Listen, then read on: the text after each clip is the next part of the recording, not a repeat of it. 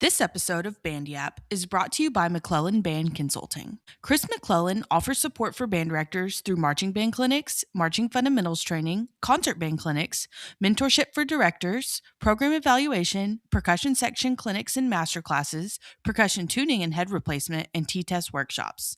He's also the author of The Unconducted Curriculum, a practical resource covering the things directors are often left to figure out on their own, from budgeting and classroom management to advocacy, trip planning, and more. Learn more at mcclellanbandconsulting.com or reach out to Chris at mcclellanbandconsulting@gmail.com. Band Yap is proudly sponsored by Troubadour Consultants. When it comes to planning group travel for your fine arts program, look no further than Troubadour Consultants. Whether you're organizing a major out-of-state trip or need top-notch accommodations for the state marching contest, John Mize and his team are ready to create a custom travel experience that meets your band's unique needs. As a family-owned, band director-run company, Troubadour understands exactly what it takes to make your trip stress-free and seamless.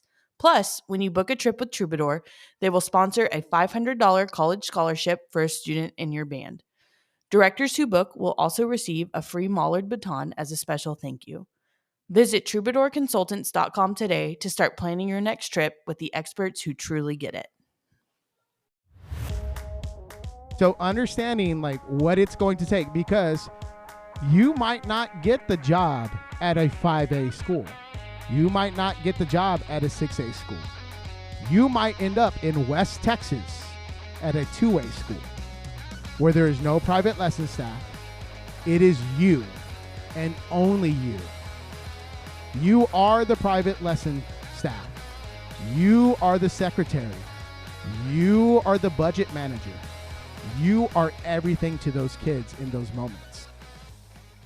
Hello and welcome back to Band Yap. My name is Alexa Sanchez. And I'm Jose Sanchez. And live from Commerce, Texas, we're here at East Texas A&M University at the Music Education Forum. Yeah, home of the pride. Yeah, let's give it up. Home of the pride. All right, so real quick question. Does anybody else have a podcast? No? Okay, you can buy a microphone and you can have your own podcast at any point in time. That's kind of what we did. It's that simple. That simple. Okay, so just a couple of things. So a little bit about us. So I'm in my 17th year of teaching. My 10th year over at Gatesville High School. I've actually just taken a new job at Palestine High School up in East Texas. And you actually have a former student of mine and Alexa's in the audience, Mr. Carvin Coppersmith. This guy over here. He's wearing a shirt that says, bruh. Bruh. So I've been teaching for 17 years. I've been in small school my whole entire career. I came from a small school, and we're about to start a new adventure. I was just about to call you an unk, but I wasn't sure that anyone would hear me over that. I have been teaching for 10 years. I spent 8 years at Midway ISD, which is in Waco. And then for the past 2 years, we've worked together at Gatesville. And now we're going to go start in Palestine together. I went to a really tiny high school. I went to a 2A school kind of in the middle of nowhere. And I actually went to community college before I transferred to Baylor. And then I kind of just stayed in the Waco area. And that's kind of how we met. And that's how I got connected with Dr. DeLuca, because we went to Baylor together. She taught me some conducting lessons along the way. So that's kind of how that worked out. So like we talked about, I'm the head director over at Gatesville High School currently. I'm also the fine arts director for the district, and if you are really serious about being a band director, there's a few different things you have to understand about your responsibilities. In your contract, it will say responsibilities as assigned. Other duties as assigned. Yeah, duties as assigned. That means anything. So just to kind of give you an idea of all the things that I do. So I just don't lead band. I approve every single budget item for all of secondary fine arts.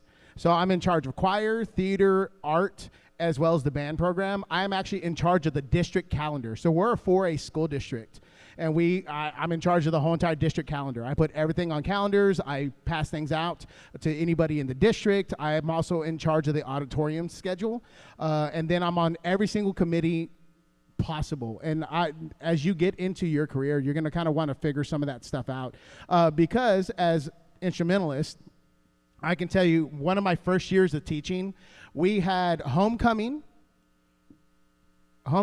and the region marching contest in the same week. And it was a short week. We had Monday, Tuesday off. Wednesday, Thursday, Friday was homecoming, and then Saturday was region marching contest. And after that 1 year, I decided I needed to be on the calendar committee, and I started doing the calendar for the superintendent. Actually, I met with the head football coach, and him and I sat down and we mapped out the calendar for the district for that next year. And so we actually like made it easy for him to go, hey, let's adopt this calendar. So just different things like that as far as my job responsibilities. I would say too, and we're going to talk a lot about music ed because this is a music ed forum, but ultimately in life, with whatever you decide to do, like if you decide that you're going to teach private lessons, or if you decide you're going to be a performance, whatever it is that you choose to do, you become the CEO of whatever that is. So if you're like, okay, I'm going to teach private lessons. Okay, great. You're in charge of managing all of your own money. You're in charge of managing your schedule. So even though you're like, oh, maybe like his experience as a fine arts director, that's not relevant to me right now. You like in the future, you do become the CEO of all of that stuff. So it's important to have those skills like he just talked about. I do, like I said, we work together. I do a lot more. He handles most of like the administrative, that kind of stuff. I do some of it too, but I have a lot. I don't want to say more teaching time because that's not true, but that's more of like No, my. you can say that you have more teaching time. I teach another teach more than band I than do, you yeah. do, yeah. But anyway, I'm the head junior high director, and of course I assist with the high school program and all of that stuff, but I am in charge of basically anything junior high. I do the junior high varsity band. I do the junior high sub non-varsity band.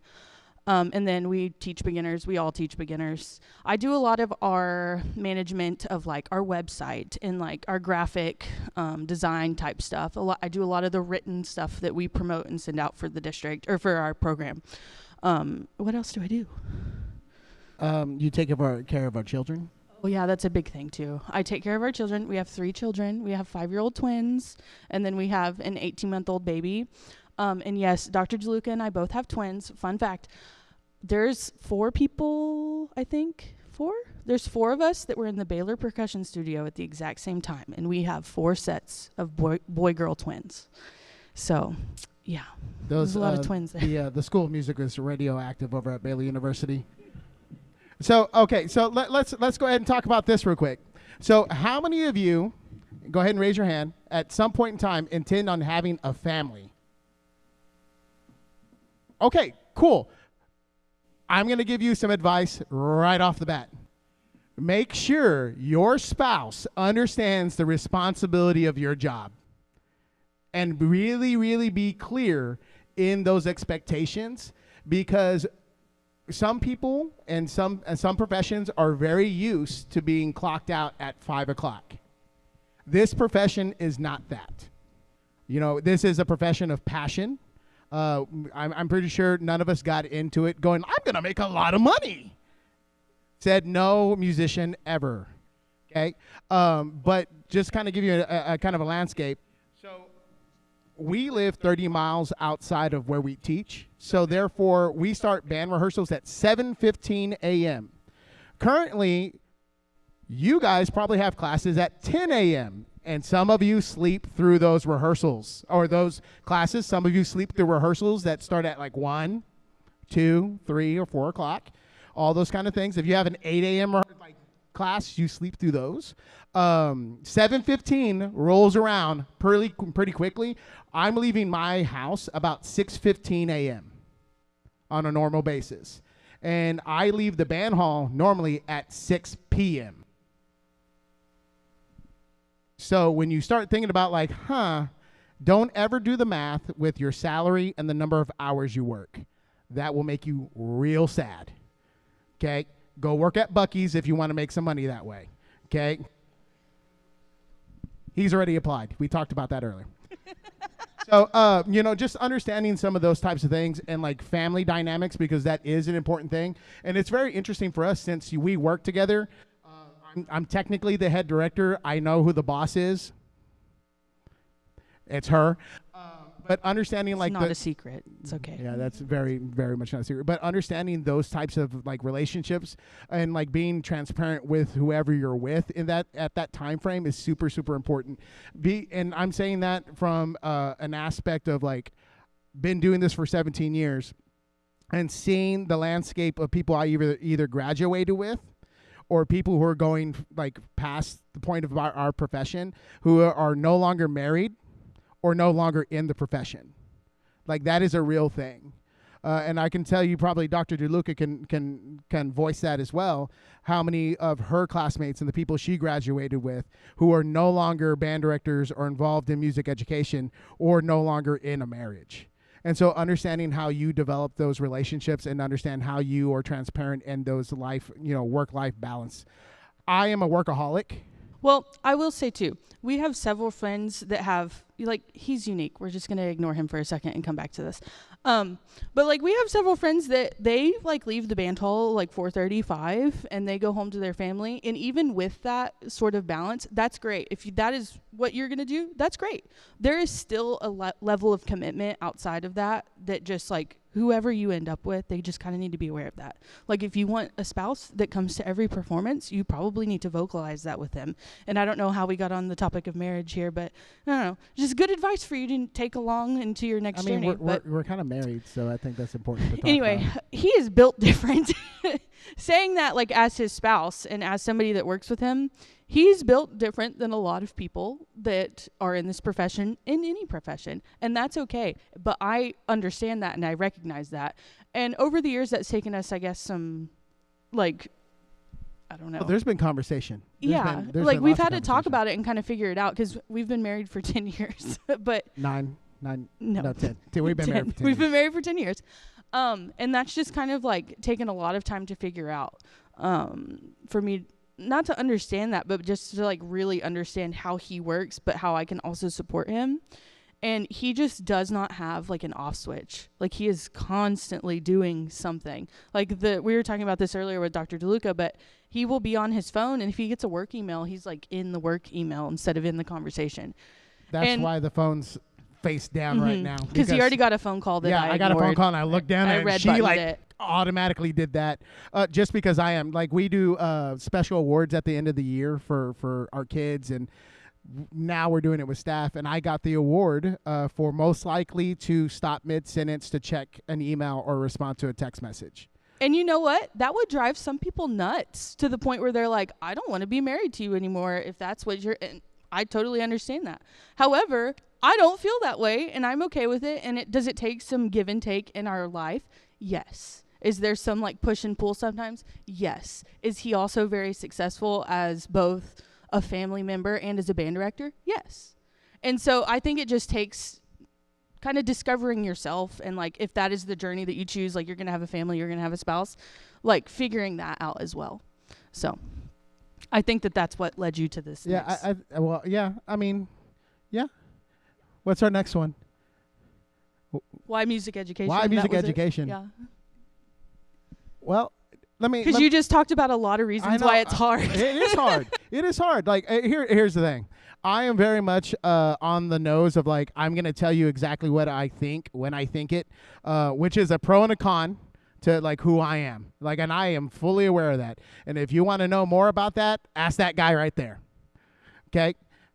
I am very much like if I feel a certain way, I'm going to tell you. And this is like a perfect opportunity for me to voice those things to people who are like about to get into the profession and might find certain things like, I wish somebody would have told me this beforehand. Like, I don't like, oh my goodness, we got back from a football game at 1 a.m. and now I have to get there 30 minutes before the students, and it's a 5 a.m. like call time. And my wife is asleep and the baby's asleep. Oh, the baby's awake. I got 3 hours of sleep. That's the way those things type of work, and they work.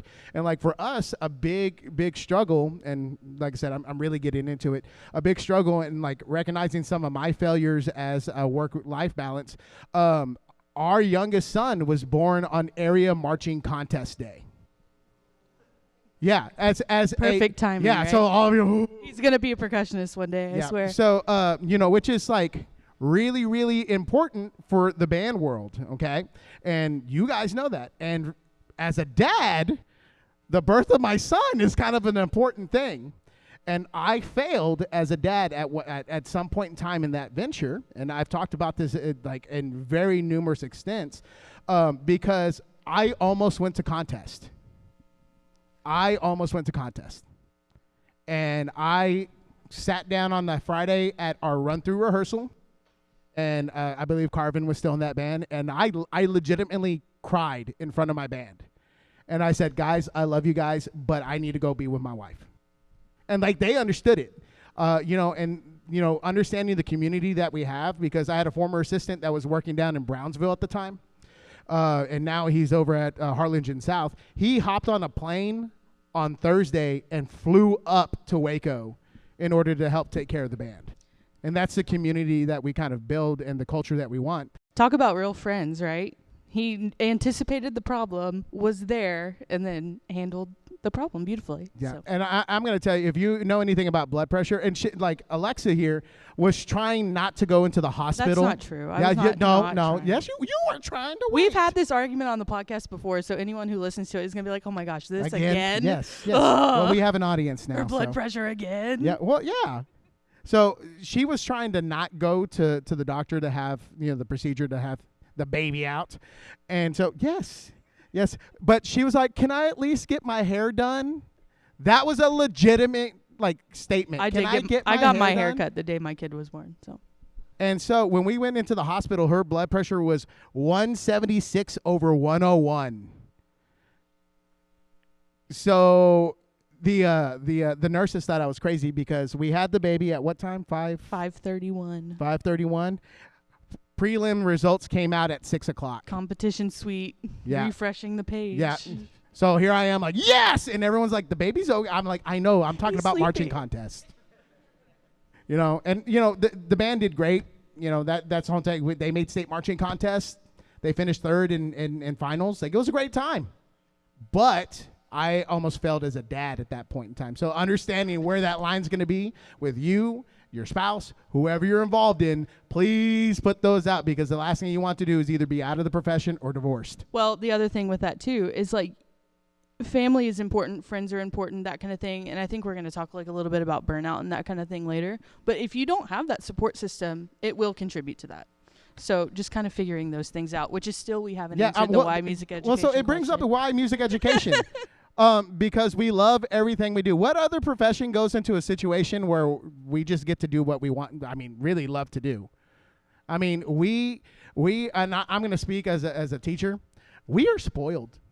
We are spoiled. What other profession gets to go interact with students who mostly want to be there, and have fun for an hour and 15 minutes?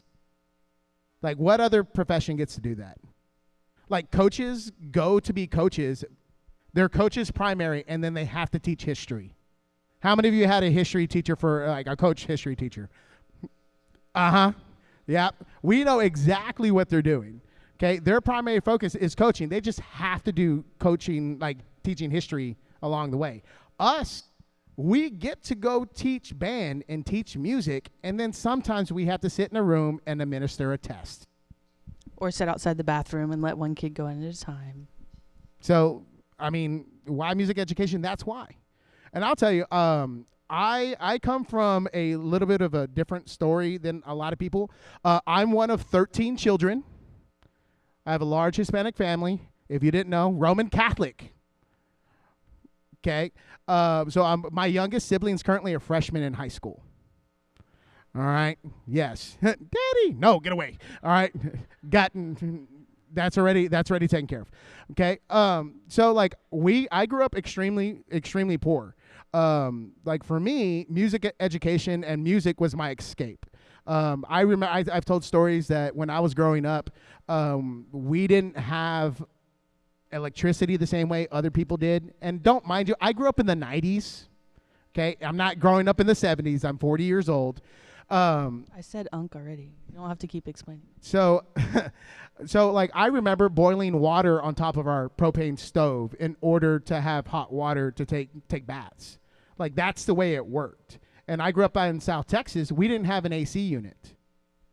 So if you think it's bad now, like, that's what I was like, always laid out like this, like, no one touch me. Don't look at me. Don't do it. And when I went to Baylor, I made a decision. Well, I made a decision that I wanted to better myself. Like, I wanted to do something different because I worked the grain fields. I worked the cotton fields growing up. And I said, this ain't for me, y'all. I'm too fat for this. So he said, I'm going to play the tuba I'm going to play the tuba. I'm going to play the tuba. And so I went to Baylor University, and there was plenty of times that I would go back to my apartment complex, and there would be an eviction notice on my door. And getting through that process and figuring out. And my dad always said, and I told this story earlier, whatever you take from, like, your life and whatever you take from, like, your college experience, like, you have to apply a lot of those things to what you do in the classroom in a lot of ways. My dad told me, he goes, Jose, I can't give you a lot. The only thing I can give you is your last name, and I'm going to give you this other thing. I'm going to give you the ability to survive. I'm going to give you the ability to fight, and I'm going to give you the will to succeed. Those are the things I can give you. And so based on those experiences that I was given, I've been able to be a part of some really great programs. I was at Wortham High School for a short period of time for 1 year. 1 year. And the marching band didn't have marching band uniforms. They hadn't gone to a marching contest since 2002. I got there in 2012. I bought, for a 20-piece band, I bought 265 uniforms from a neighboring school for $2,000. The full thing. And I found patches that we ironed the patches over the logo Robinson High School. That's what I had to do. And I convinced you didn't explain that you had to buy all 265 because he wouldn't part with just, 20 the, of them. The 30 uniforms. He said if you need to buy them, you're buying all of them. But, like, that was a survival thing that we figured out. And so buying all those uniforms and doing those types of things gave our students the ability to feel proud about something. And that year, in the 1 year, they hadn't made a sweepstakes since 1996. We got them a sweepstakes. We won a state award in a march category for small schools. I had an all-state tuba player. And, we had state solo and ensemble kids. Out of a 20-piece band, I took 11 of them to state solo and ensemble. And it was because of an effort to show them that music education and music was important in their lives, and I invested in them in a way that they hadn't been invested in before. And Alexa can probably echo that in a different way because she came from a small school, a 2A school that did not have. Didn't y'all have a band trailer? We did have a band trailer. We also used, like you've talked about this before, but we used a hollowed out bus. Yeah. We used to, at my first job, we would hollow out a bus and lift up all the marimbas and xylos and put them in the back of a bus. We used to do something similar. Mostly ours were like tubas and that kind of thing. We didn't have timpani though. And I was a percussionist. So that was kind of hard for me when I started trying to audition for, region band as a percussionist, and we didn't have any timpani to practice on. So I think there was a couple years where the first time I played on timpani were at the audition. But eventually my band director just kind of started driving me to neighboring schools that did have timpani that I could play on. And then a couple times she just borrowed them from someone who didn't need them. But yeah, we grew up with, I had a very different band experience than Jose did. You had a lot of, I think, opportunity afforded to you based on your director and what he did and your proximity to different things. My director just was really gritty and made sure that everyone felt like they had a place and wanted kids to have the best experience possible. And how that manifested was just a little bit different than a lot of people's band experience. For example, I went to a 2A school, and in junior high, we never went to UIL as a band. In high school, we went to UIL, I think, twice. And a big thing that she wanted to do was indoor drumline. So as a 2A school, we did indoor drumline every year, and I was in an indoor drumline production every year from 6th through 12th grade.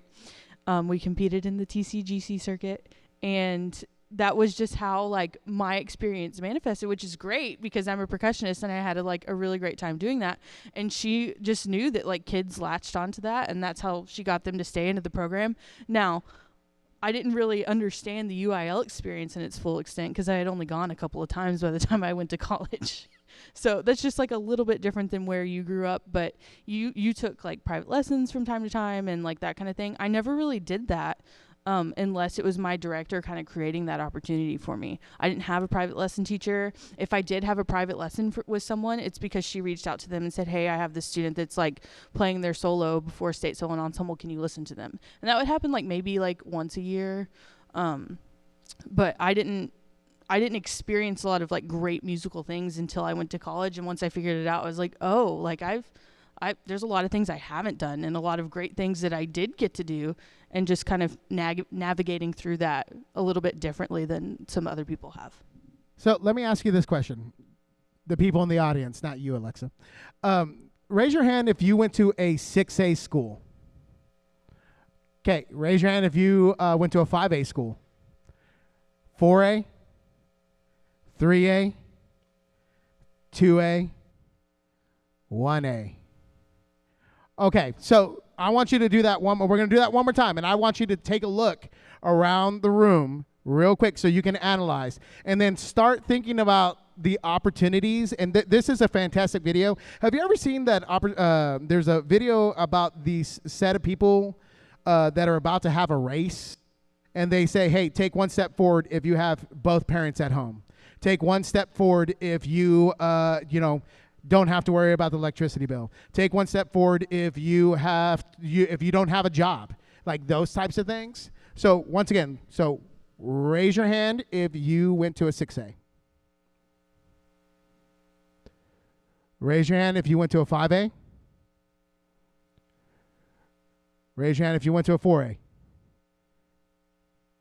3A, 2A, 1A.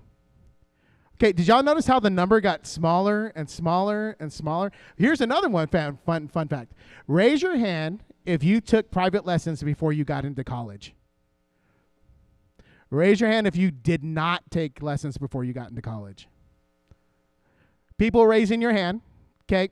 Give me a thumbs up if you feel that you were cheated from parts of your music education.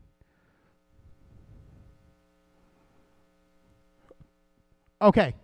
Put your hands down. Thank you. So, when you realize some of the things that you have to do to get to where you want to go, I ask my staff members these 3 questions consistently. 1, where do you want to go? 2, what are you going to do to get them there? 3, what are you willing to sacrifice to make that happen? And if you can answer those 3 questions, and really come to terms with the 3rd question, what are you willing to sacrifice? Then you're really going to find out what you're made of.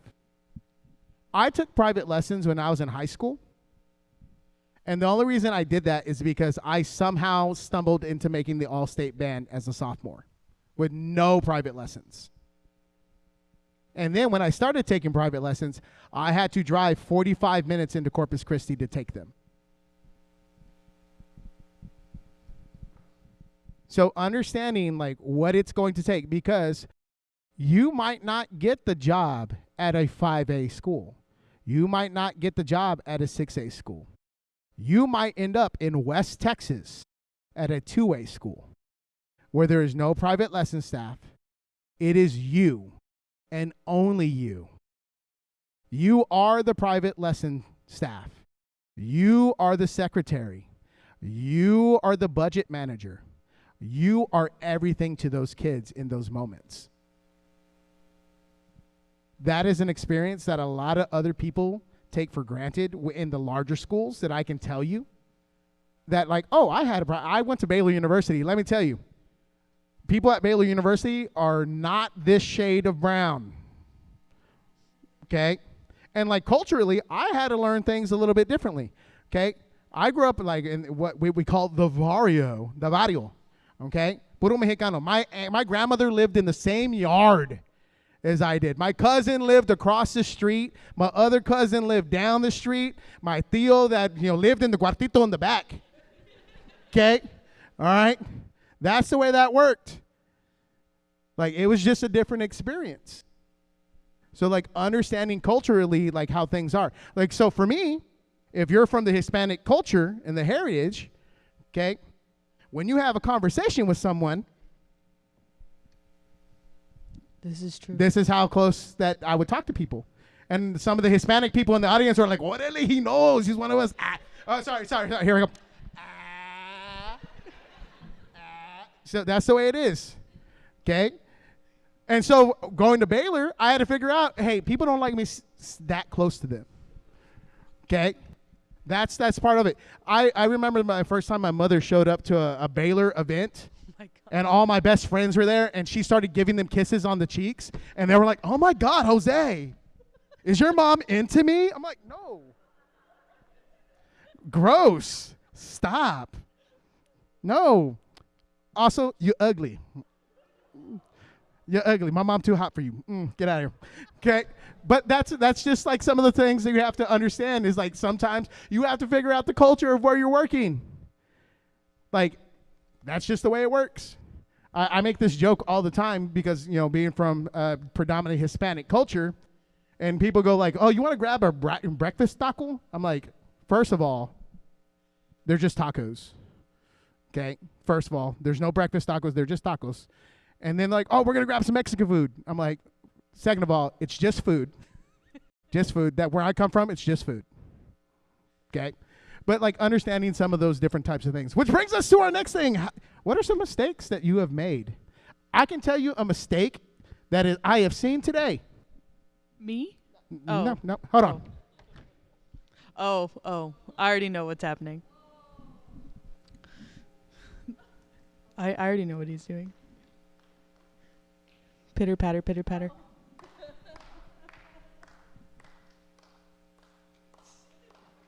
Why are you leaving trombones all over the place? There's two of them back there. Don't I? We have, they're like gnomes. They are just everywhere. They're like trombones gnomes. here. There's a second one in there. There is a second. Show me your hands. Who's tired of seeing trombones all in the hallways? I walked in. I was like, who is this? What is this? This is like an intervention. This no is the intervention. I'm going to tell you right now. I'm going to tell you right now. When I would do this to people at Baylor, if I saw an instrument out like that, I would take their mouthpieces and I'd walk outside and I'd shove it in the ground. Shank down. Shank down. Down. Thank you for specifying.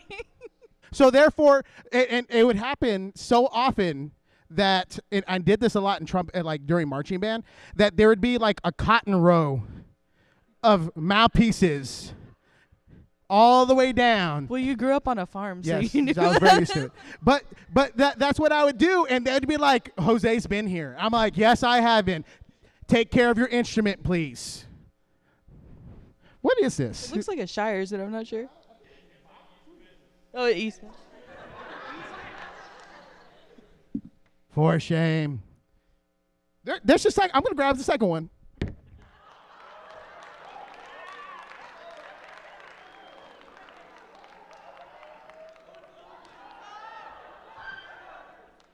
The funny thing is, like, there's so many that who knows whose it is, you know?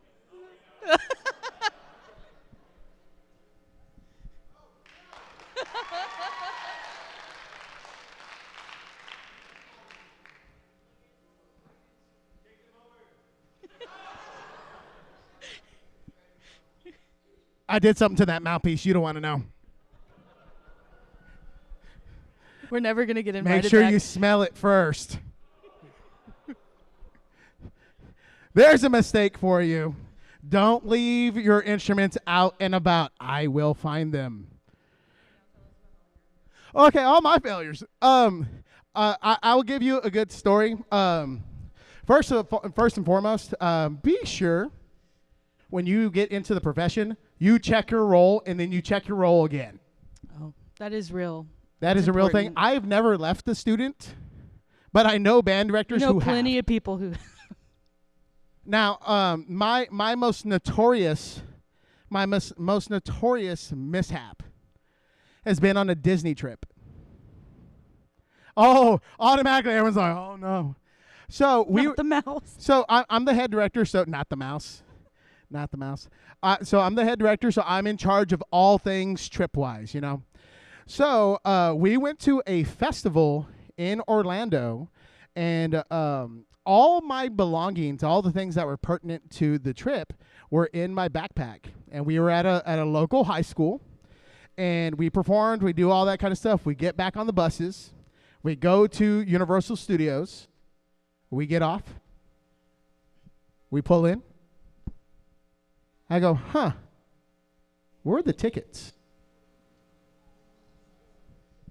And I go, where's my backpack? So mind you, this is on a Saturday. Yeah, on a Saturday.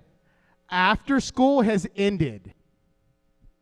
So I'm at Universal Studios without my backpack, no way to get my tickets. And I become the biggest flirt on the face of the planet.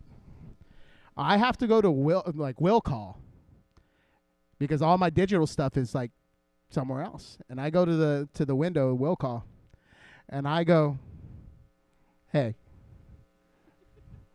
how you doing? How you doing?" She goes, "Yes, sir. How can I help you?" I go, I have a little situation. By the way, I love your nails. Your nails look so good today. Mind you, this lady was not very attractive. Why aren't you this nice to me? I'm nice to you all the time. And I'm like, "Ma'am, I love your nails. Are you having a good day today? The weather's lovely." She goes, "Yes, sir. How can I help you?" I go, "Okay, you know what I'm here for, girl." I go, "I left all my information at a local school, and I can't show you what I need to show you." She goes, "Well, we're going to need some proof of ID." I'm like, "Ma'am, I need you to hear me real quick. I need you to hear me. I don't have any of that stuff." And she goes, "Well, can you provide any for?" I go, "Ma'am, I want you to understand something. I love your hair. I don't have any of this stuff." She goes, "Is there anything you can do for me?" I'm like, can I show you that I'm on the school website?" She goes, "I guess you can do that." And so she was able to take my photo off of the school registry. How many tickets are we talking about? We're Like talking 100? about 110 tickets. And I convinced her to give me the physical tickets for this event.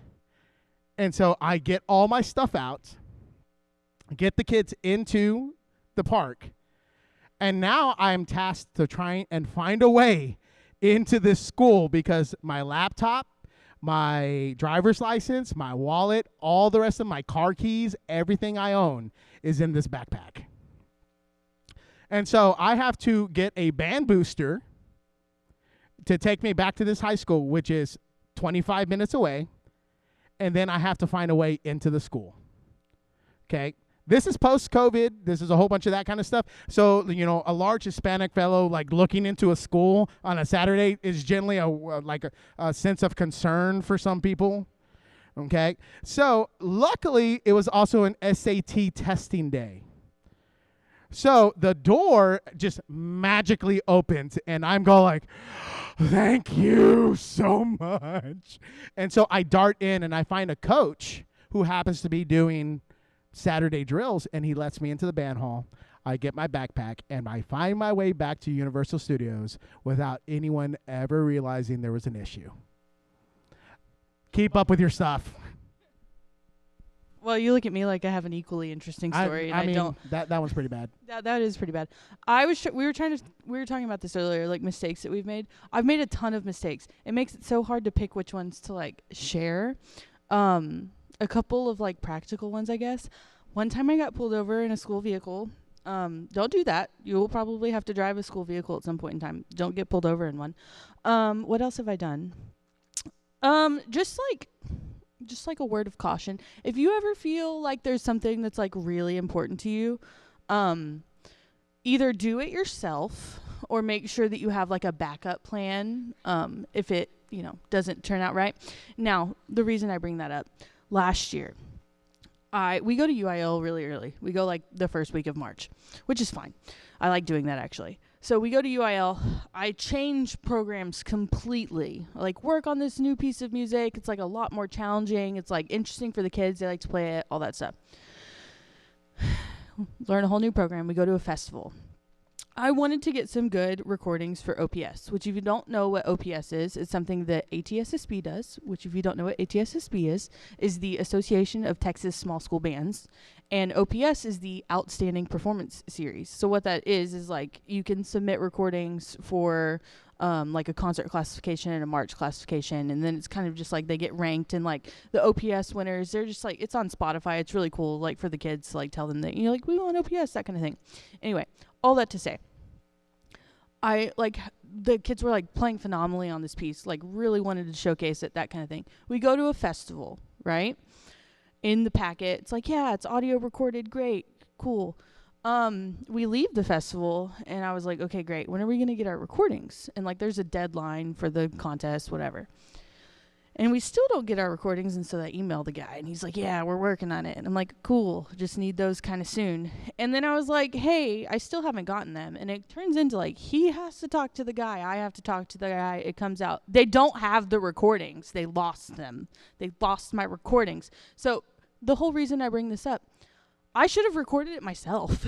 If I felt that passionately about it, I should have brought like a Zoom mic and like put it in the audience. That way, like, no, that will never happen again. But yeah, that happened. I lost the recordings. And so the kids were like, can we hear the recording of our performance? And I was like, yeah. And then they eventually stopped asking about it. And so, yeah. We're going to give you a couple other mistakes along the way. Most of them revolve around one of my specific assistants currently. So we order pizzas a whole lot for our band program. Okay, just because Little Caesars hot and ready, $5. Okay, 2 slices. There's like 8 slices. You feed 4 kids at a time. And with school price, no tax. Yeah, you know, like beautiful, fantastic. Okay, if you don't know this, so like you, like as a high school student, like youth guys generally think we're fed. Wonderful. I'm fat. I'm happy. Yay. That's not what happens. What happens is a whole lot of work that goes into that, and it costs money. All the money you're spending on the food comes from a band budget, and that budget runs out really quickly. When I was at Wortham for 6th to 12th grade, okay, my band budget for the year was $6,000. Okay, that's it. $6,000 for 6th to 12th grade. That is rough. Luckily, I'm not in that situation anymore. So, we order pizzas a lot just because it's cheap. The kids generally are pretty happy by the end of it. They're kind of tired of pizza. They at get this tired point, of pizza. But whatever, they're being fed. So my assistant is in charge of delegation's really important, ladies and gentlemen. Just double check delegation.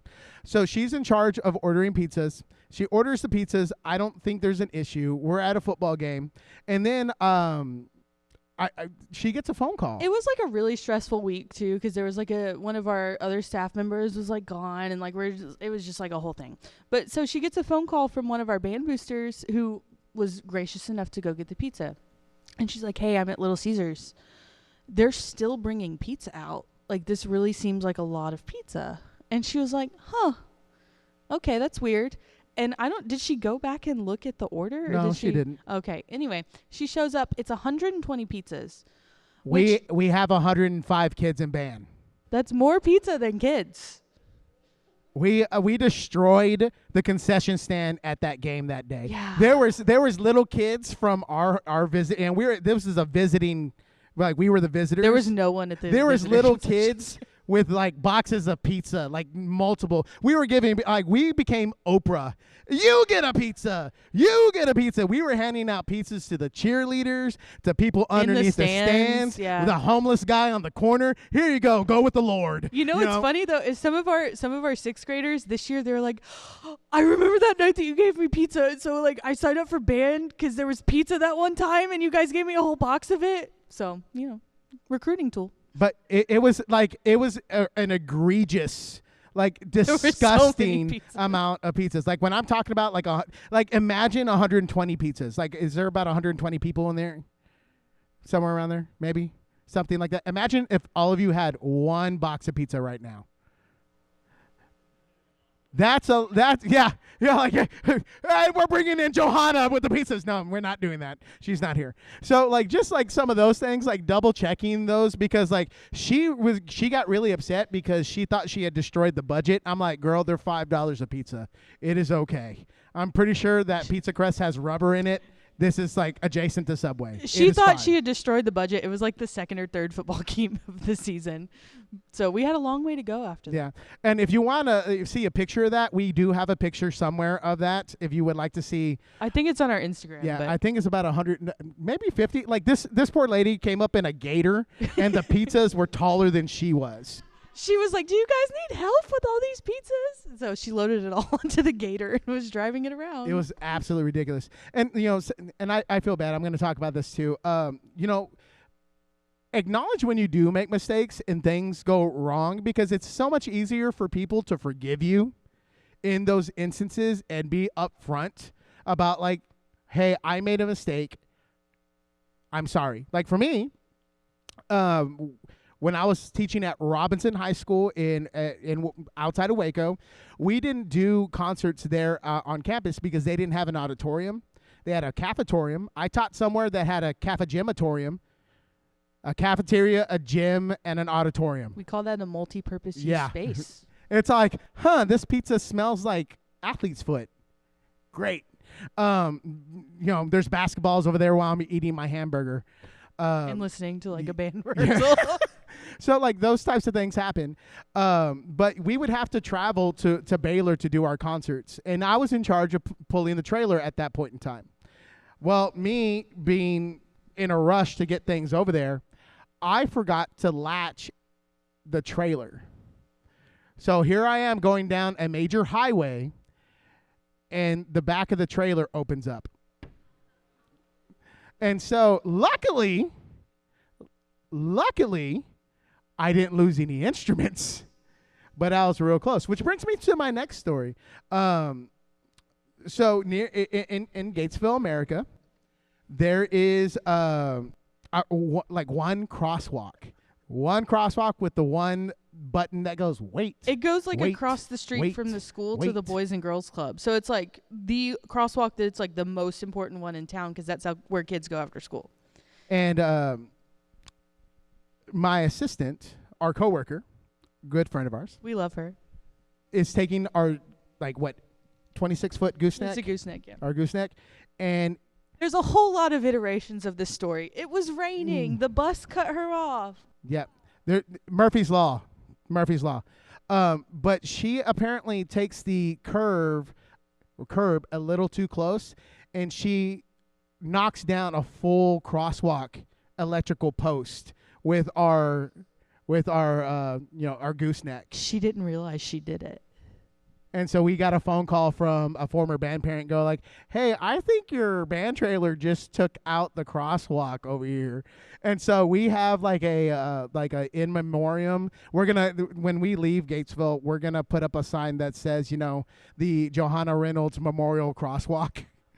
And that's going to be a whole entire thing. They had a whole DPS had to come out, and they had, what did they have there temporarily? They had something. I don't even know. They had like a temporary crosswalk. They had a body bag on it. It was a whole thing. Yeah. But she admitted there was an issue afterwards, and nothing happened. She apologized, and It's on her driving record, yeah. but other than that, I don't know if it is. The police officer said that it was. I don't know. We can pull up her driving record Yeah. later and talk about it. But being upfront with those mistakes is so much easier than just going hey, don't look at me. I didn't do that. Don't double down. That is one of the worst things you can do. Own your mistakes. If I do something wrong, I own it. Yeah, I did that. Sorry. I won't do it again. It's the same thing. One of the things that you're going to find out going into music education, that administrators hate when you create issues for them. Take care of your paperwork. Number one, take care of your paperwork.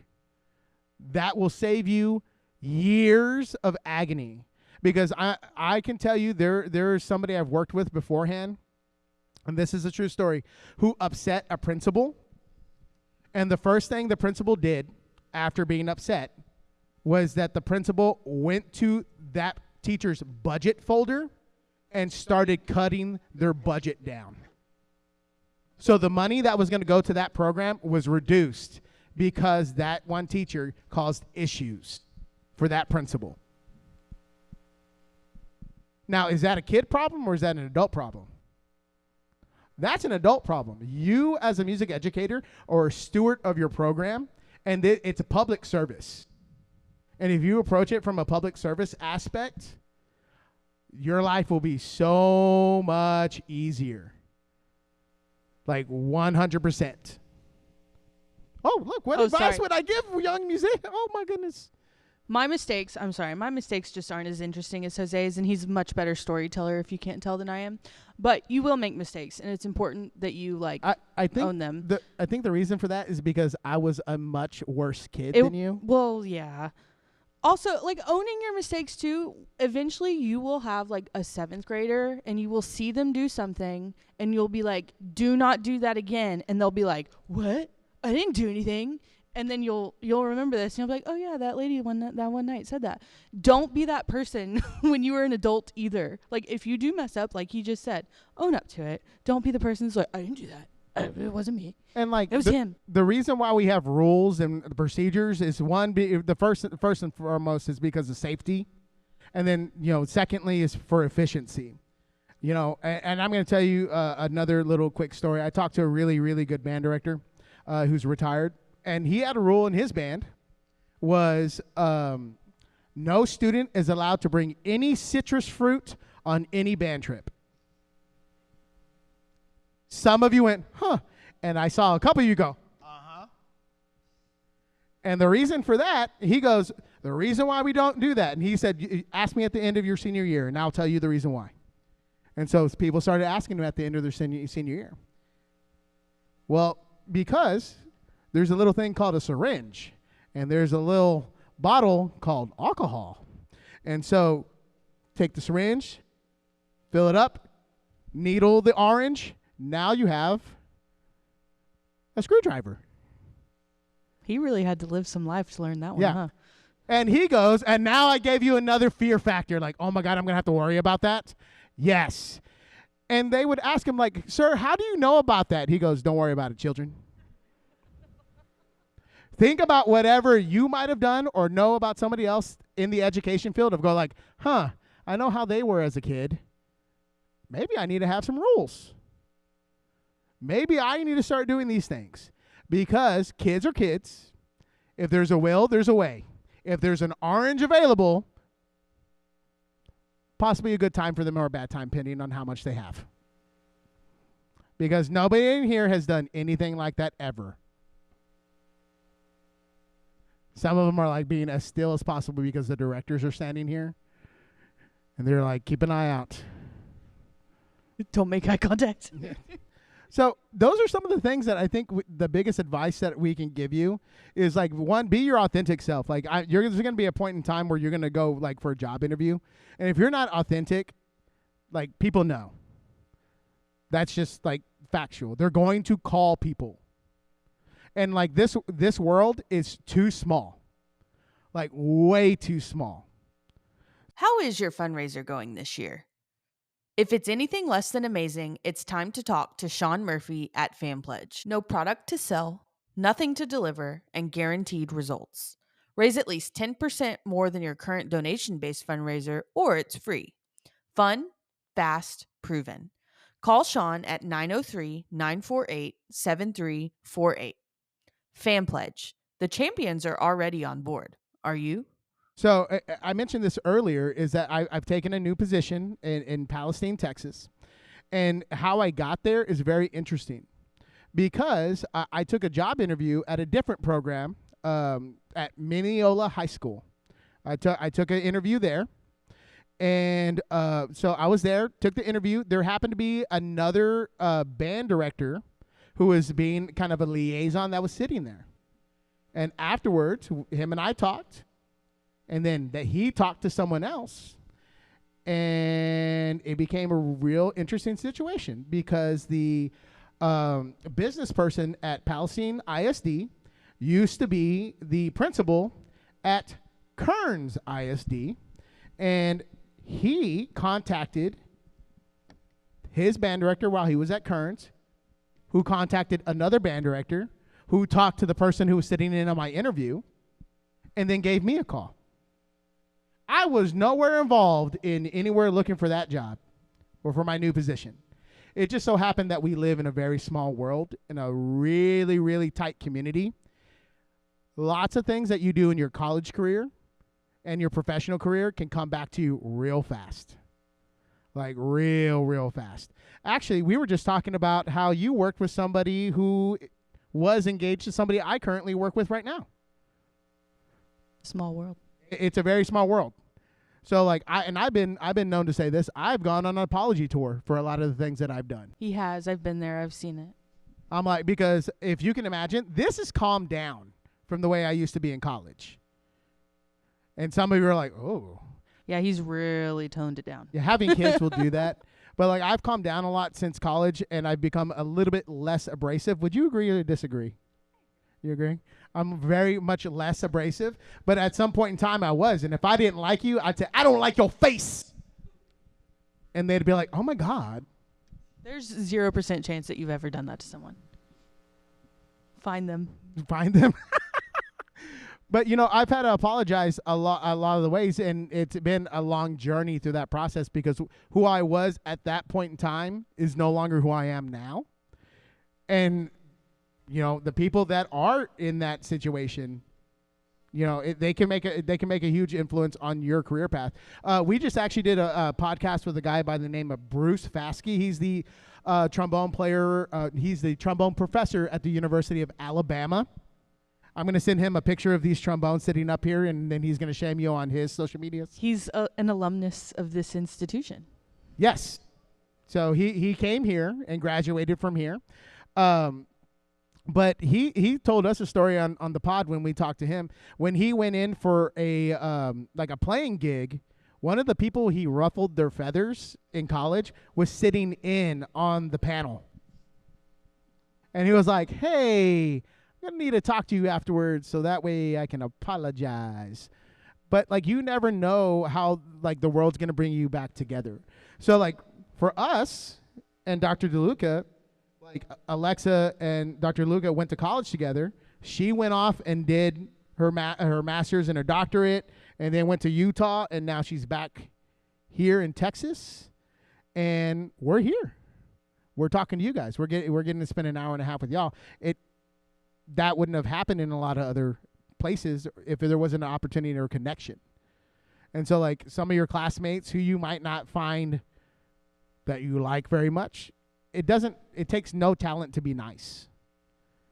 You know, that's something that's super important. You don't have to like everybody.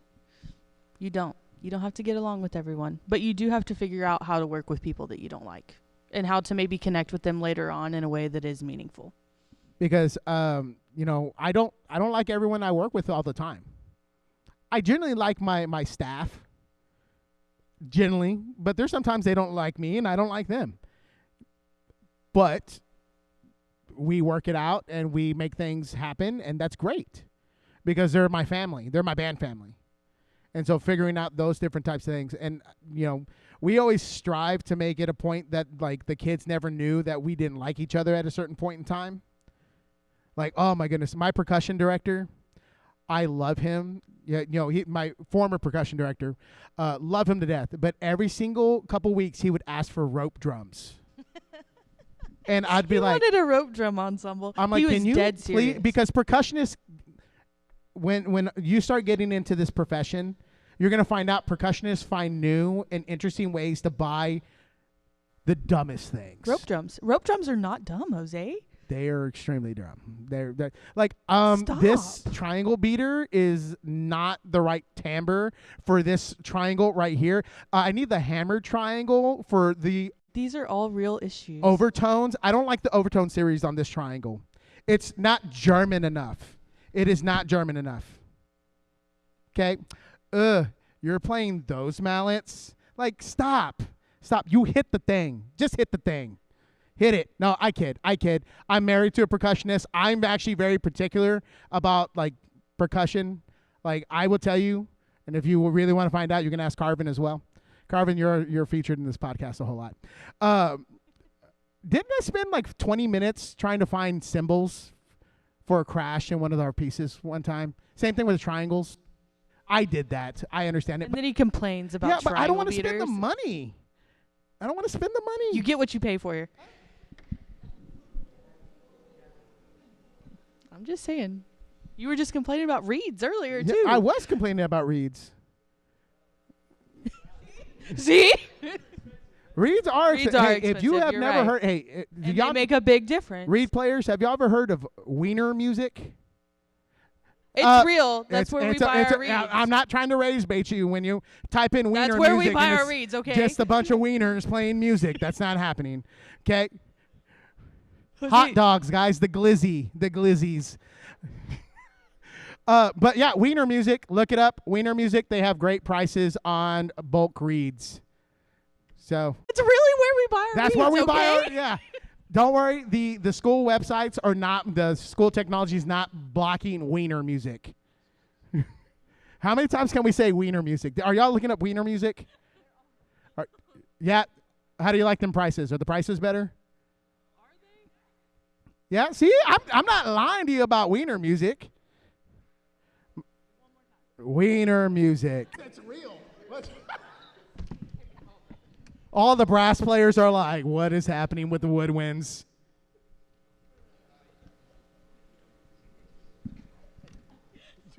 We're just taking a commercial break for the wieners. Not sponsored. Not sponsored. It should be, though. All right, now that we've talked about wieners. So some things that we kind of wish that we would have known getting into this profession. Definitely know how to plan a calendar. There is nothing worse than like finding out something last minute, because like here's some of the things. Currently for you guys, do y'all kind of know when rehearsals are always going to be? Yeah. Okay. Do y'all like rehearsals or last minute things to be sprung on you?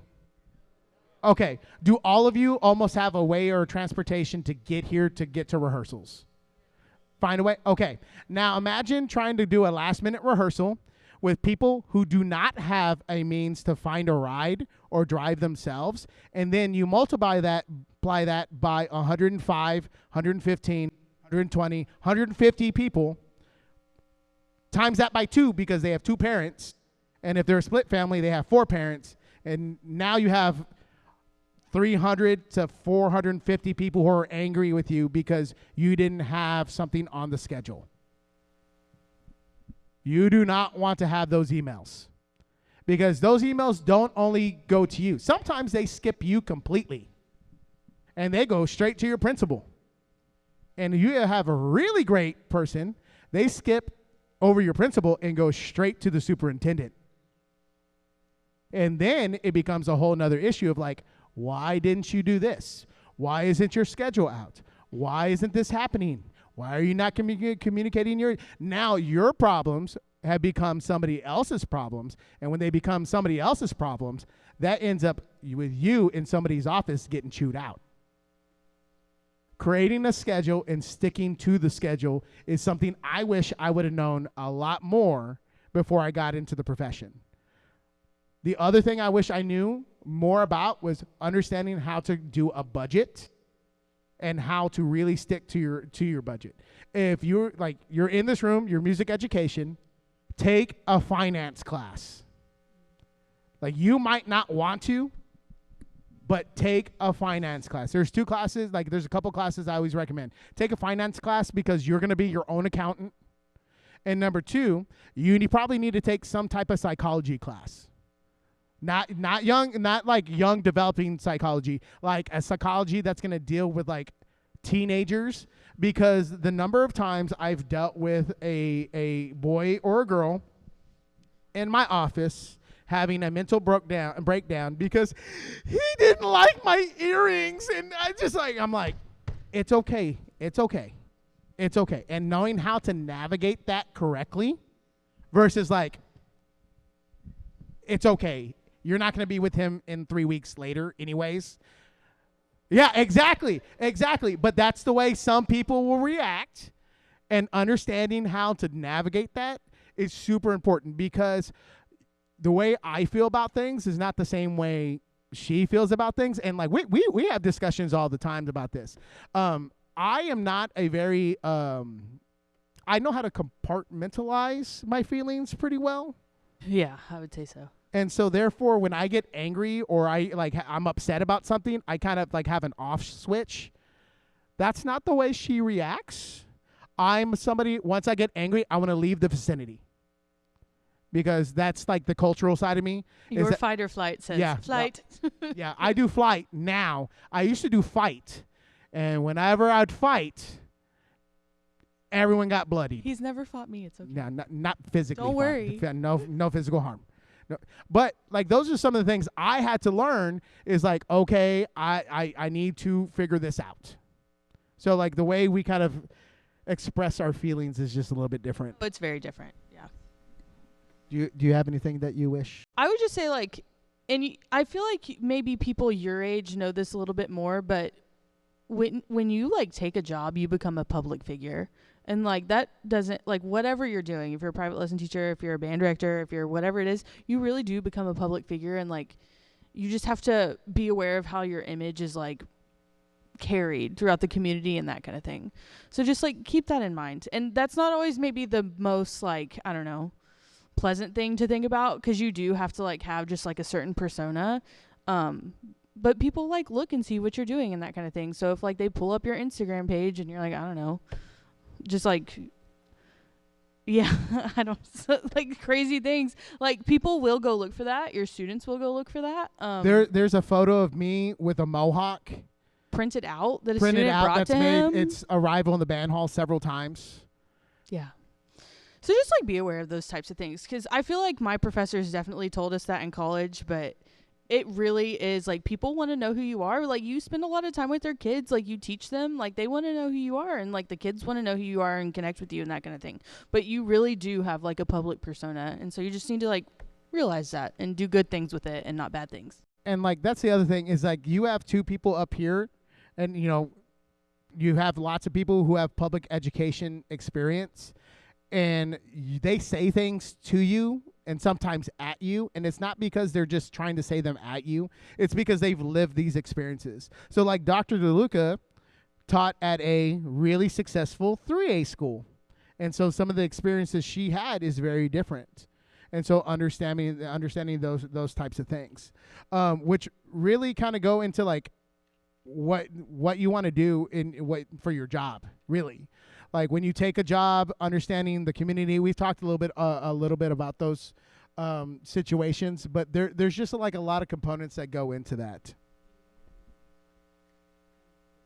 Yeah, we're gonna start running out of time, so we're gonna start hitting some things pretty quickly. We're gonna do like quick fire topics because we still want to talk about them, but we also want to make sure that you get out of here at the time that you were supposed to. Be mindful of rehearsal times, please. That's another thing. That's something too that parents get really upset about, because if you guys are, I'm sure, protective of your time. Just think about when it's like your kid, and when parents see that like, oh yeah, like it's like, you know, 8:30 and their rehearsal ended at 8 and they're still like out on the practice field. Like just be mindful of that. People don't like that. People don't like their time being encroached upon. So one of the things that we're going to talk on real quick is when you take a job. Here's going to be one of the things that you have to really understand. There are a couple different jobs and things you have to understand. Are you a builder or are you a maintainer? Are you going to go in and take a job and build the program, or are you going to go in and take a job and maintain the program? I have kind of done the building thing, and that's kind of where my bread and butter is kind of revolved around, is getting in, building up a program, doing something good things, and eventually I move on. And I'm okay with that. The other things is going to be how that factors into the culture that you want to build into that program. For me, like family orientation is a huge thing. I tell the story of like how much my staff is a part of my family and my kids are part of my family. And I treat my kids exactly like I treat my family. I have been known to stand a student in the corner when they are not acting right. Okay, I am a huge believer. I have put kids in timeout.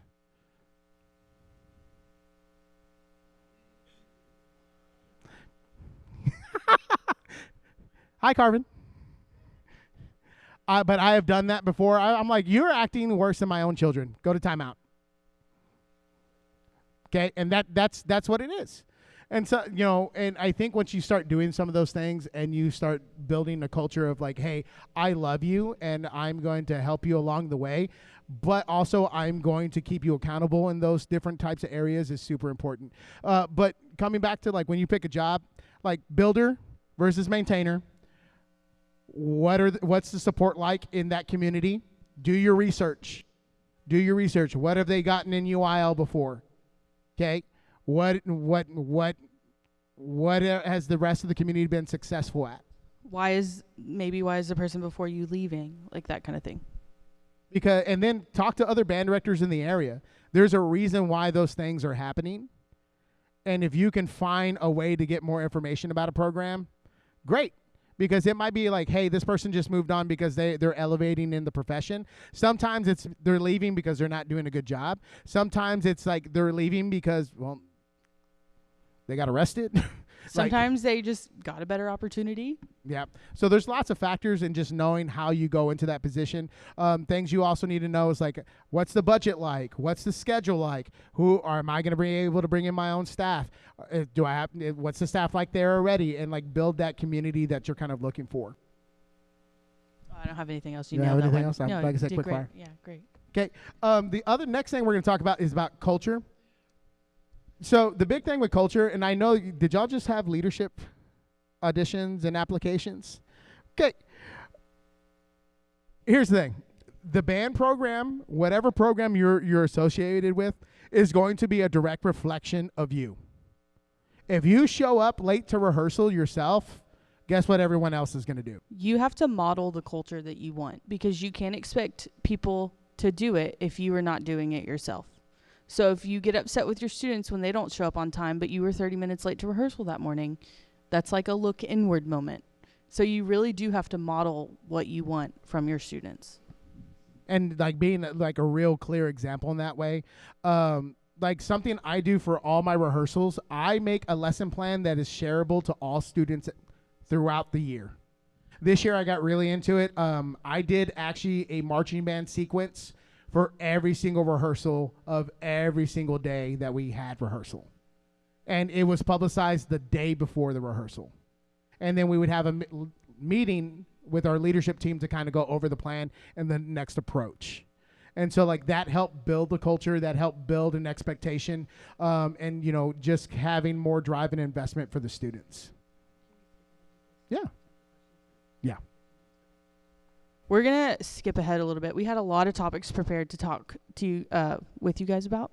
We're going to skip to our like tangible takeaways.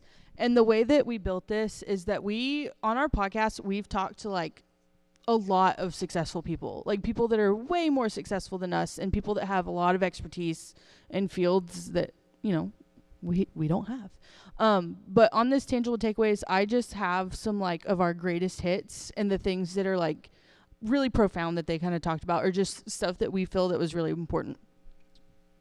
Sure. Brian Sowers is currently the director of bands at Tenaha High School. It's a 2A school. So check this out. This is nuts. This dude is crazy. First of all, he looks like Stone Cold Steve Austin. Good for him. Okay. But within the same year, made state marching contest as a 2A. Great. Fantastic. They got invited to Midwest. So state marching contest, went to Midwest. Not only that, but they were the 2A honor band. And then went to honor band that February. I went and performed at TMA that February. So between the months of November through February, he had state marching contest, the Midwest clinic and concert, and then TMA performance. Then had to go do UIL. And something he talked about on his podcast is that his school district was really big. He's very successful, has a very successful band program. But at his school district, they believe in tilting in the direction of, and they think of it as a triangle. So athletics, academics, and fine arts.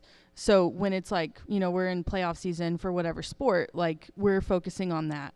When it's like band is recording for honor band, like the triangle's tilting in that direction. And when it's testing season, like it's all on academics. So Brian talked about that a lot, and I just feel like that was a really interesting conversation coming from him. Dig deep and teach every kid. Mike Howard talked about opening Vandergrift High School.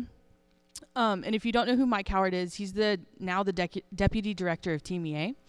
And he was also a very successful band director, and he was the fine arts director at Leander ISD. And previous to that, what did he did honor band. Yeah, he won honor state marching band, contest, yeah. and he also won Grand Nats. So he had a very successful teaching career, and he kind of talked about his philosophy in that, and it's very interesting. Mentorship, which we haven't really talked about a lot today, but it is very, very, very important, especially in the stage that you're in, to find a mentor. And there's a lot of different avenues that you can use to do that. There's a lot of different ways to that, like Team EA, Young Band Directors of Texas, if you ever get involved with that, they have a lot of different mentorship opportunities. But Chris McClellan and Sherry Poteet, they both are big on mentorship.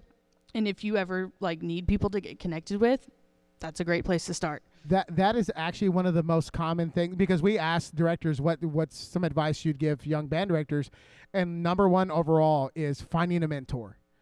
Getting out of college and going into the profession, it's not the same. You are going to be wrong a whole lot, and you have to be okay with that. Programming Lincolnshire Posey for your 8th grade band at a 3A school is not a good decision, and you need to have somebody smart enough to go, that is dumb, don't do that. Here's me in court. Chris also recently wrote a book. It's called The Unconducted Curriculum, and he has a lot of things in there that are good resources. That's stuff that like we don't talk about necessarily in a college class. He has I've looked through his book. He has like a budget, like kind of like, I don't know, like guide to budget. He has like some programming advice. He has all sorts of things in there that's like really helpful to where when you get into your first year of teaching and you like figure out that you don't know so many things, it's a really good resource to look back on and kind of figure that out. Yeah. And like also understand that that's another big mistake that I'm going to come back to on this. Programming for your ensembles. Program what is going to benefit your students, not what you want to play. Because what you might want to play is beyond their ability, and by doing that, you create bad habits within the ensemble and inside the performer, which is going to like be worse off later on. So just FYI. When we talked to Taylor Williamson and Robert Herrings, if you don't know who they are, they're both teaching at Leander ISD schools. Robert Herrings was at Henry Middle School for a long time, and now he's the director of bands at Vista Ridge High School. And then Taylor Williamson is at how many honor bands do they have between the two of them? Gosh, Like I don't know. Yeah, 7? something. Taylor Williamson is at Wiley Middle School. But their stories are very interesting. I have up there success can come from anywhere. They both came from very small towns, kind of similar to where I grew up. They both went to like 2A schools and that kind of thing, and they have very interesting backgrounds. Yeah. What school did Taylor come from? Garrison High School. Garrison High School, which is a East 2A, Texas. yeah, East Texas 2A school. I think he said they had like 19 kids in the high school band. Yeah. And, now he's the head director at Wiley Middle School, and Leander has won an honor band. Robert's from McGregor, Texas, a 3A school outside of Waco. He has several honor bands. And they both have just very inspirational stories. So that's a good resource to listen back on, too. And that's the other thing. We're going to talk about how we're all connected. So, like Mike Howard, big name, he actually went to school with Jeremy Spicer. They went to the same high school. Jeremy Spicer, him, and Manny Maldonado. They all went to the same school. They were all taught by Mike Howard's dad at one point in time. So that's like small world. Which we've already mentioned Bruce, too. Our world is small. You will always make connections and not know how those, relate back to each other. And then Kim Shuttlesworth, she is like the picture of servanthood. She is the director of bands at Coppell High School, but she has probably done more for TMEA than almost any person that I can think of. She's also another small school band director. She graduated from Carthage High School, and now she's in charge of Coppell. All right, I'm going to just talk about this next one too, how we can help you before we get some questions from some of you guys. We do a variety of things. Like, we have a podcast because we like talking to people and we like sharing those conversations with others. We also offer like just a couple of other ways just to help out, because we know how tough it can be, like when you're starting out and you don't quite know what to do or whatever. So we do features on our social media. We do, if you were like looking for a job, I can feature you and your experience and that kind of thing. And we do get people connected with school districts that are looking for people that fit that bill. So we just who was it that we just posted? Rose? Yeah. Rose just graduated. or she is graduating. Or yeah, she is graduating. But I think she was contacted because we posted her information up on our page. And we just happen to be friends with the band directors that she's going to be working with next year. Yeah, and just trying to make small connections like that. We will look at your resume for you. I do a lot of that kind of stuff, just kind of, in my free time to help people out. But I'm happy to look at your resume and like help you out and kind of send you in the right direction. Mentorship, we're happy to help you in any way that we can. We're also happy to steer you in the direction of someone who's maybe geographically closer to you, or we know that they've been kind of in the same situation as you, because we like serving the profession of band directors. So if you ever need anything like that, we might not know the answer, but we probably know the people that do. So we'd love to help you. And then just connection in general. Like I said, the whole reason we have a podcast, we like talking to people, and it's a big social, what is the word I'm trying to find? Buffer? No. I don't know. Why am I asking him? I don't know. I don't know. It's just a way for us to connect with other people. So our podcast is a great, like, if you're just like listening for more people's opinions or stories or trying to get inspired or like that kind of thing, we have a ton of episodes that you can look back on. Yeah, I will let you know they are long. We're long-winded. I don't know if you can tell. Jose is very long-winded. Excuse you. It's okay.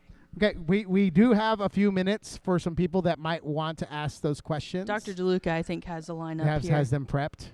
Yes, if you have your questions that you submitted, please. This is your moment to shine. We'll try to get your that time to information shine. All right, as pick your quickly as favorite possible. question on your form. Whoever gets there first gets to go first. Oh, wow. Oh. Go, Edgar. Introduce yourself, then ask your question, please. Alrighty, hello. My name's Edgar. I am a senior. I play flute. One of my questions is, what does lesson planning look for you, and what advice do you have for keeping track of what is needed in your rehearsals? So for me, I am big into writing into my scores a whole lot. I don't like the digital thing. He refuses to use I an iPad. refuse to do that. He says his scores are too. Yeah, I like to write a whole lot, but actually, something that's kind of helped my staff out, and I feel this way, is that one, we record less, and we record all the time. Rehearsals. Like we record things because sometimes, one, you don't always know how you come off to your class. That is very helpful because there have been plenty of times I've said something and then I've listened back on my recording and go like, man, I sound like a jackwagon. Like, why did I say it that way? But something that we have done, there's a website and a planner group called Agendio, and you can actually build your planner, like a physical planner, the way you want it. That has like, okay, rehearsal plan. Then you can put like notes for the day, plans of attack, like red flag areas. Something that I do is that I am huge into Google Classroom, and I use Google Slides, and I make markers for every single piece I want to work on, and then I have hyperlinks into those that has a breakdown of issues that I have with each section, which is a lot of time and effort. If anybody wants to look at that, you can actually go to gatesvilleband.com right now, and there is a TMEA spotlight, and there is actually a hyperlink to some of those plans. It has his example slides on there. I will tell you too, like big picture for me, I have a spreadsheet, and it might be a little bit tough to do this as a young teacher, but as you get going, I can see this would be a little bit easier. But I have like weeks mapped out. Like, this is the first week of the school year. This is the second week. These are the targets that I want to hit on each one of those weeks. Do I always meet that? No. But it does help me in kind of preparing and like, oh, UIL's on March 4th this year. I need to make sure that by this time, like, I have my program picked out and that kind of thing. That's just kind of like a big picture, like in advance planning type thing. And it's the same thing with what you want. Like, what do you want your varsity high school to be able to do by this time? And work backwards, because like a big problem people have is that we don't think about band programs completely up vertically, that we just think about this is the junior high, this is 6th grade, this is high school. Well, how are we going to get the 6th graders to eventually play, Maslanka 4? Like, how are we going to do that? And what are the skills they need in 6th grade? Because it's everything's just the same thing, just amplified. I refer to everything as skill trees, like off of a video game. I'm like, I like God of War. Well, if I don't know how to do this one thing on the base level, I can't get to this level here. And so, like, working backwards like that to build your plan is also very helpful. Thank you. 2 minutes. 30 minutes. Okay. Hello. Oh my gosh, I'm sorry. Excuse you. Hello, my name is Mary. I am a senior music ed major, and I'm a trombone player. I'm sorry, I don't do what they do. I put my trombone away. Thank you. And thank you for this opportunity. My question to you is, do you have a band hot take? Jose does. I do. Chorales are overrated. Yeah, I know. We learned earlier that this is a controversial place to say this. Now, are they important? Yes. Do I like to play them all the time? No. Coming from the life of a tuba player. That's, tonic, 5, tonic. I don't think I have one. Not that anyone asked, but. Okay. Hello, my name is Daisy Richardson. I'm a sophomore, and I play the flute. My question is, what is currently your biggest takeaway for a future music educator to learn in college right now? We could spend a lot of time on this topic. The biggest takeaway that I can say right now is probably to make sure that you learn, like, honestly, know your secondary instruments just as well as your primary instrument. This is hand in hand with what I was about to say. You really do need to pay attention in your methods classes, because a kid will hand you a clarinet one day and be like, I don't know what's wrong, like that kind of stuff, or they like can't make a sound, but it's like your problem. So you really do need to pay attention in your methods classes. Yeah, practice your secondary instruments, please. Please. My name is Ray. I am a sophomore and I play the saxophone. And my question is just like, seeing that music is such an intense and very much demanding activity, what are some ways that you manage the burnout on a musical side and an educational side? For me, so Alexa said this earlier, I'm a little bit different. So on top of the band directing thing, I have 2 other jobs. I work for Baylor Recreation Services, so I run their recreational facility on Sundays, and then I work for Baylor Athletics as a PA announcer. So the way, honestly, I handle burnout is doing something that is not music related. I enjoy announcing. I enjoy going to volleyball games. I enjoy doing acrobatics and tumbling announcing. I don't do acrobatics and tumbling, obviously, but just finding those things and those moments to really find joy in something else where it's not just about music, and like finding a way to unplug. Like one of the podcasts that we really like is Stuff You Should Know, which is just a knowledge based thing. Piggybacking off of Jose, because we're the complete opposite. I would like to stay home and like rot under a blanket. You have to learn how to say no, which is something that he does not like to do. And sometimes he's like, well, why did you say no to that? Because I don't want to. Yeah. Well, and like for me, it's also a cultural thing, because like growing up poor and Hispanic, I always came in the mentality of like, that person's making money. I should make that money. That money's my money. You know, that's the way I view that, because like I've just been programmed to work hard all the time. But like managing that burnout for me has been like finding something else I find joy in, not to the same intensity, but like also viewing the job as not a job, that it is a privilege to stand in front of those kids every single day because I love them wholeheartedly and not do anything for them. And I think when you start taking that approach, it is also very helpful. Mm-hmm. Yeah. Well, we have all of our QR codes up here. I know you guys are dying to get out of here. We're happy to stay around for a few minutes and talk to those of you if you want to. We have some of our stickers up here. If you guys like stickers, we brought stickers. Some Banyap stickers. These are all of our things. You can follow us on Spotify, Apple Podcasts, Instagram. If you ever need help, feel free to reach out to us. All right. Thanks for listening to Band Yap. We'll see you next time. Bye. We out.